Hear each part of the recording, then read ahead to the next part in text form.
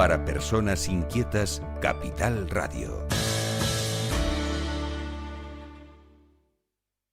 El remate, con Miguel Ángel González Suárez.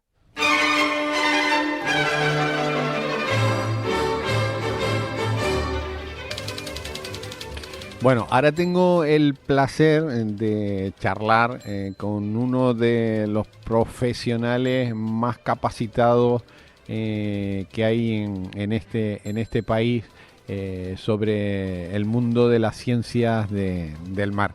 Y para ello tenemos al que es actualmente director de la Fundación Loro Parque desde el año 2018, el doctor Javier Almunia. Doctor, buenos días. Muy buenos días, Miguel Ángel. ¿Cómo nos encontramos? Muy bien. Muy bien. Bueno, tengo aquí el currículum suyo en la mano, el currículum abreviado, y son más de 2 folios. Eso es que uno ya es un poquito mayor y se van llenando las páginas con el tiempo. Bueno, pero es un currículum impresionante. Bueno, usted es un apasionado del mar, ¿no? En general. Sí. Desde muy niño, a pesar de que yo nací en Huesca, que es un... En Huesca, ¿no? Estaba viendo que nació en Huesca. Nació en un sitio donde no hay mar, además, ¿no? Exactamente. El mar más cercano está casi a 400 kilómetros del Mediterráneo. Pero eso también genera, pues, en la mente infantil una especie de sueño, algo que resulta interesante por el mero hecho de ser desconocido o de ser poco conocido, y para mí era realmente algo muy atractivo desde muy niño, y luego finalmente pues la vida me llevó a dedicarme a la ciencia del mar. Al mar. ¿Qué le gusta más, doctor? ¿El mar o la mar? Yo probablemente, como no soy de un lugar de costa, digo el mar. Los marinos dicen la mar, pero yo aprendí como con el masculino, sí. Doctor, ¿cómo llega a Canarias? Bueno, el mar, ¿no? Sí, absolutamente. En aquella época, estamos hablando del año 1988, el único lugar donde se podía estudiar ciencias del mar era la Universidad de Las Palmas de Gran Canaria. Así que para allá que me fui a estudiar en Gran Canaria, estuve allí durante 5 años haciendo mi grado y después posteriormente otros 5 años hasta que acabé mi doctorado. Y ya en aquel momento, pues ya después de 10 años en Canarias, evidentemente regresar a Huesca pues ya era algo complicado, porque después que uno ha vivido en el paraíso es muy difícil volver a cualquier otro lugar. Así que ya establecí aquí mi vida y empecé a trabajar en el Loro Parque. Nada más terminé mi doctorado en el año 98. Y desde entonces pues he estado haciendo diferentes cosas en el Parque Fundación, desde departamento educativo. Pronto empecé a ocuparme de toda la parte que tenía que ver con conservación de medio marino e investigación con los animales marinos, hasta que finalmente en el año 2018 pues empecé a dirigir la fundación. Una fundación que la ha puesto en lo más alto, ¿eh? Bueno, realmente tengo que decir que no ha sido un trabajo complicado, porque contamos con una enorme cantidad de recursos. Eso es fundamental, el poder disponer de recursos facilita mucho las cosas. Luego también hay que tener pues imaginación y encontrar buenos colaboradores y buscar la forma de maximizar lo que uno tiene, pero evidentemente en el ámbito zoológico, si hablamos de los zoológicos de todo el mundo que invierten dinero en actividades de conservación de la biodiversidad y de investigación, Loro Parque está a la vanguardia. Estamos en Es un referente mundial, ¿no, doctor? Sí, estamos entre los primeros zoológicos del mundo en cuanto a compromiso con la conservación de la biodiversidad. Y hablo a nivel mundial. Evidentemente hay organizaciones como, pues no sé, siempre se dice el London Zoo, el Zoo de Londres, o lo que ahora es la Real Sociedad Zoológica de Londres, que tiene 150 años de historia. Entonces, evidentemente, en 150 años de historia se pueden hacer muchísimas cosas, pero entre los zoos más jóvenes, con los 50 y pocos años del Loro Parque, pues realmente es un referente a nivel mundial y está a vanguardia entre los zoológicos más comprometidos con la conservación de la biodiversidad. Bueno, doctor, lo llamábamos para hablar de algo muy interesante que sucedió en Fuerteventura el año pasado y que va a suceder próximamente, pues concretamente a final de este mes, principios del próximo, donde estaremos nosotros también allí en riguroso directo, que es una reunión multidisciplinar de muchísimos agentes sociales, científicos, económicos de Canarias que están preocupados con la comunicación y con el mar, ¿no? Exactamente. Era una reunión en torno a la movilidad, que es una cuestión fundamental, especialmente en un archipiélago fragmentado como el nuestro, en el que pues tenemos que o volar o navegar para poder conectar las diferentes zonas habitadas del archipiélago. Y no, en la vida no hay nada que sea completamente inocuo, todo tiene sus pros y sus contras, y la movilidad tiene elementos que pues interaccionan con el medio ambiente. Hay cuestiones que pueden afectar, en este caso nos centramos en el mar, pues que pueden afectar a la vida en el mar, la biodiversidad, también a los servicios que el mar nos ofrece, porque no solamente se trata de proteger desde un punto de vista académico las especies, sino que también el mar nos ofrece muchísimos servicios, desde servicios turísticos, como un punto de atracción para las personas que disfrutan de las actividades marinas, como desde el punto de vista alimenticio y económico. Todavía, afortunadamente, resiste un sector primario asociado al mar vinculado a la pesca y también con un potencial futuro mucho mayor, porque también va a convertirse en un recurso energético con la posibilidad de colocar aerogeneradores en zonas costeras inicialmente, probablemente en el futuro incluso mucho más allá, pero también hay polígonos para poder hacer acuicultura, por ejemplo, y también va a tener un impacto económico desde ese punto de vista. Entonces, cualquier actividad que hacemos en el mar o en cualquier otra parte tiene, por un lado, aspectos positivos y por otro lado tiene aspectos negativos.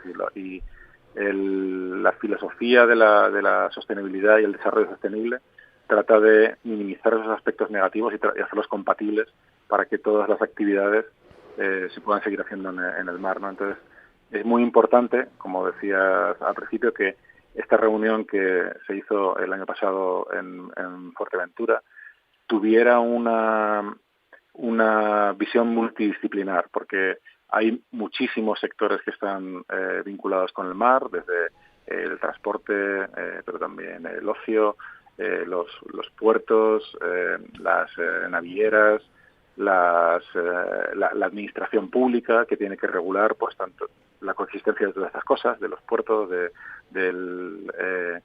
la conservación de la naturaleza, también empresas turísticas, de buceo, de avistamiento de cetáceos.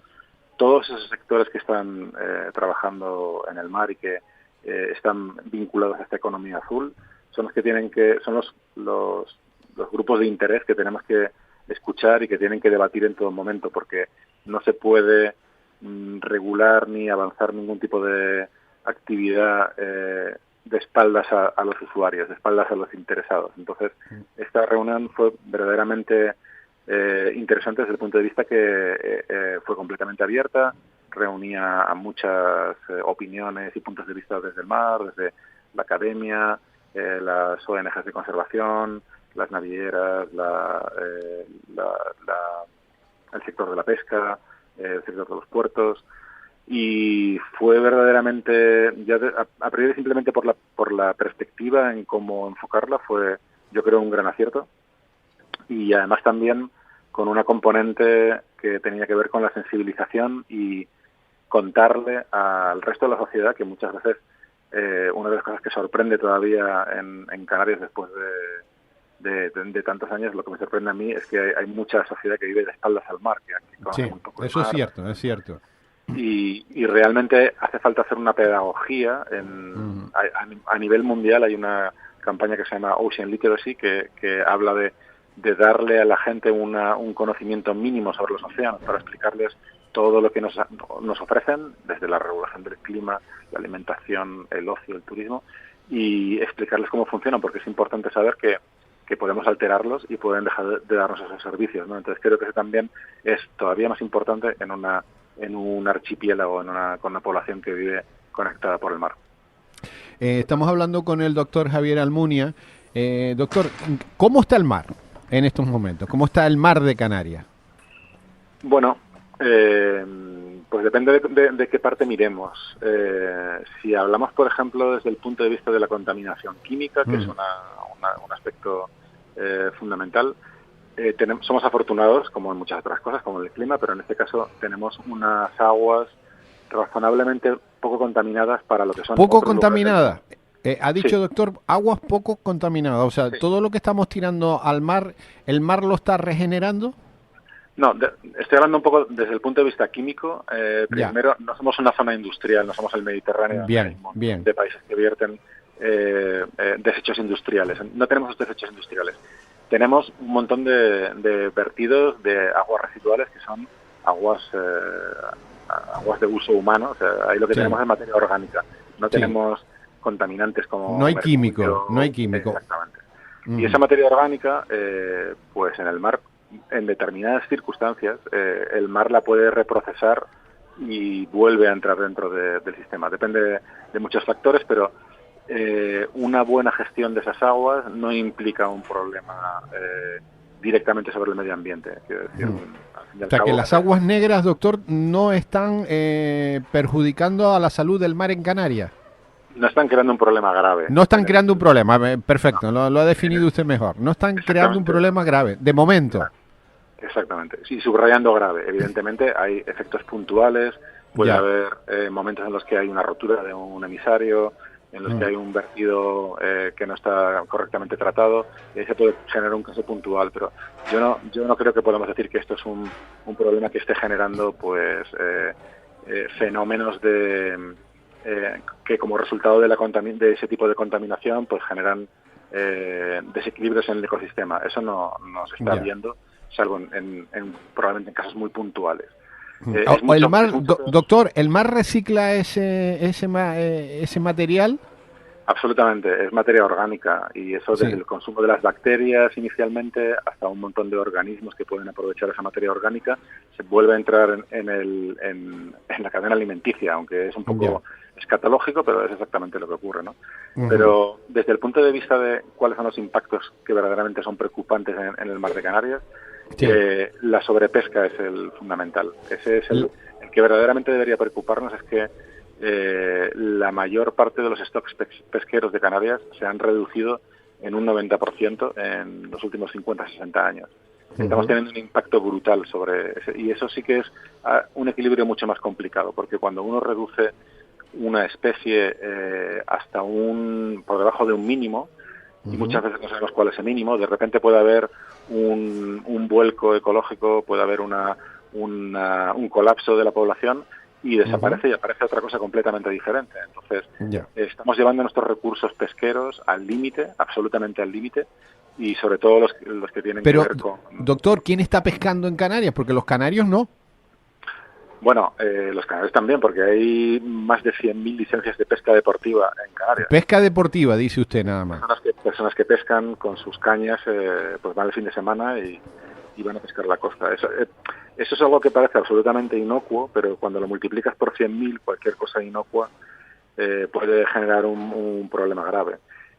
Y luego ha habido sistemáticamente hay recursos pesqueros costeros que sí que se capturan desde el punto de vista, o sea, por flota artesanal, pues ya que sé, como el pulpo, las lapas, ese tipo de pesquerías más artesanales y más costeras. Están realmente también en un punto al límite, se han reducido mucho las tallas, es cada vez más difícil encontrar peces grandes de los que las personas además mayores recuerdan que había en las pescaderías y que se podían ver, ahora hay que ir a pescarlos fuera, ya no los encontramos aquí. Entonces, ese tipo de gestión que hay lugares en los que se está haciendo una buena gestión, como en las reservas pesqueras, en las reservas marinas pesqueras, se ha optado por un modelo de conservación en el que hay una zona en la que está prohibida la pesca y una zona de tamponamiento alrededor, y ahí se ve que en cuanto uno le da un respiro al océano, al mar, el mar se regenera y las poblaciones Rápidamente, ¿no? exactamente, se pueden regenerar, pero hay que entender muy bien que no podemos extraer de manera ilimitada todo lo que queramos. Hay una cantidad máxima que se puede extraer de una zona determinada y tenemos que aprender a convivir con eso, a que es necesario acompasar nuestra demanda con la capacidad de producción que tiene cada uno de los lugares. Mire, doctor, el ruido que usted habla mucho del ruido marino.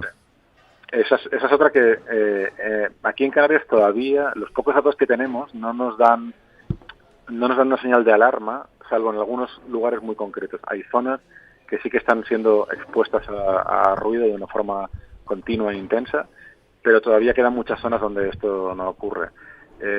También en este caso estamos hablando de las zonas más pobladas, de las islas más pobladas, de las zonas de costa más pobladas donde hay mucho más tráfico. Y en este caso, en otros lugares del mundo, la preocupación fundamental son los grandes barcos que desplazan mercancías por todo el mundo, pero en los lugares turísticos se está constatando cada vez más en diferentes estudios que las embarcaciones pequeñas, sobre todo las embarcaciones deportivas y de ocio, resultan produciendo un impacto mucho mayor.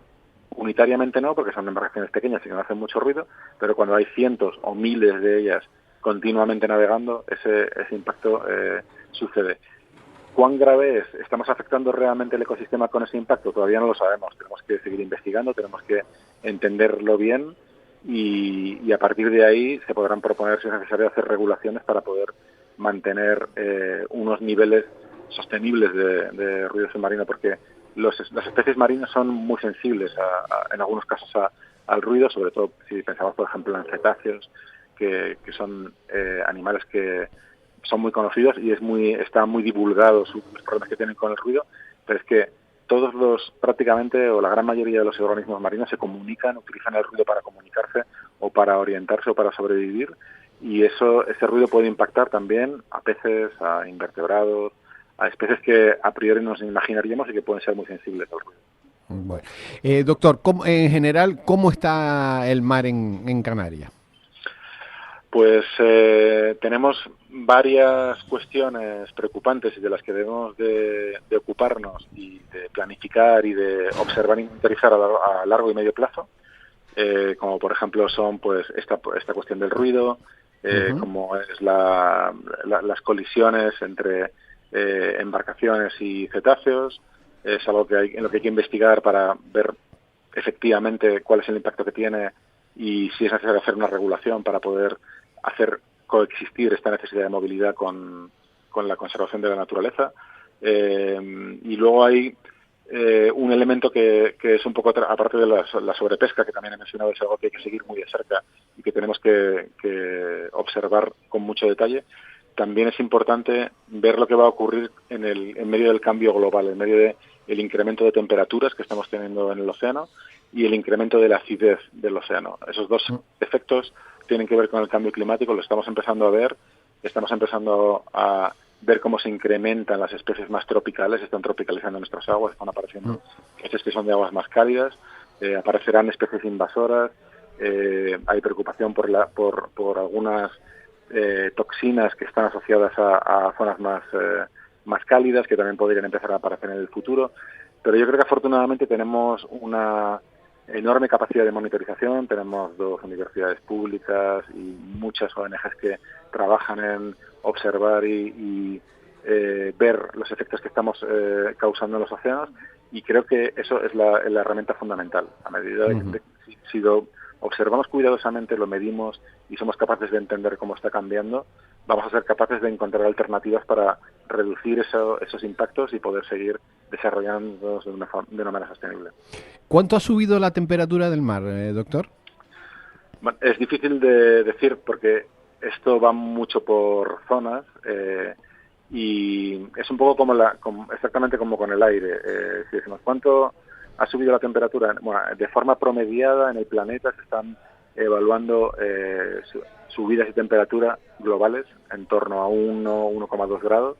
En los océanos, como digo, está mucho más es mucho más heterogéneo. El Mediterráneo, por ejemplo, en los últimos años se ha calentado a temperaturas absolutamente nunca vistas antes. es un mar cerrado, es un mar poco profundo de forma relativa, y ahí el calor y la radiación se acumula de una forma mucho más visible. En los grandes océanos tenemos profundidades mucho mayores, una circulación vertical que puede hacer que podríamos estar calentando la parte profunda, de hecho lo estamos haciendo, estamos calentando la parte profunda del océano, y a lo mejor todavía no es tan visible en superficie y no es tan no se ve de una forma tan clara en un aumento de la temperatura de grados en los últimos 20 o 30 años, pero el problema es que estamos incrementando la temperatura en toda la columna de agua y se va calentando de una forma en la que va a ser mucho más difícil poder cambiar la tendencia, porque tienen una inercia mucho mayor. No solamente que se caliente la superficie, el agua donde nosotros nos vayamos, donde nos bañamos, o con la que tenemos la experiencia de los animales que hay ahí, sino que se está calentando a nivel global de forma integral, y eso va a ser mucho más difícil de modificar y de cambiar esa inercia en el futuro. En los últimos años hemos visto momentos de calentamiento que luego han vuelto otra vez a un ciclo más o menos normal, pero lo que estamos viendo en Canarias son llegadas de olas de calor marinas en las que de repente la temperatura sube 1 o 2 grados por encima del promedio, y luego puede volver otra vez al promedio, pero durante varias semanas o incluso varios meses hay un efecto de una temperatura mucho más alta que desde el punto de vista de los organismos, de las plantas, de las algas, de los peces y de los invertebrados marinos que viven en esa zona, estas olas de calor los van a ir haciendo cada vez menos capaces de vivir en este entorno, y se irán sustituyendo sus poblaciones por otras de animales que están acostumbrados a temperaturas más tropicales. Doctor, es un placer hablar con usted. Estaríamos más tiempo, pero bueno, tendremos la oportunidad de volver a charlar, porque qué importante es en este archipiélago, porque es un archipiélago, el mar, ¿no? El mar, pero para todo, ¿no? Ya hasta para la comunicación de los ciudadanos. Desearle un buen fin de semana, doctor Javier Almunia. Gracias por atendernos. Gracias a ti, como siempre, Miguel Ángel. Un abrazo muy fuerte. El remate con Miguel Ángel González Suárez. Capital Radio.